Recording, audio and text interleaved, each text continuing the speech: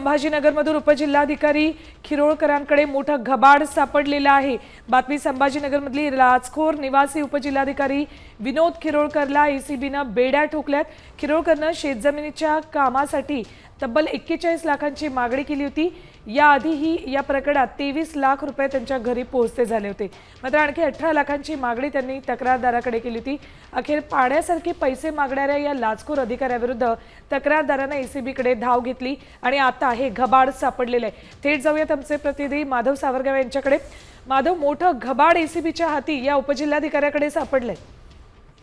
सुवर्णा, काल एसीबीने संध्याकाळी कारवाई केली। या कारवाईमध्ये दिलीप खिरोळकरला अटक केल्यानंतर त्याच वेळेस त्याच्या घरावरील तातडीने दुसऱ्या पथकाने धाड टाकली होती आणि त्या धाडीमध्ये अक्षरशः घबाड सापडलेला आहे।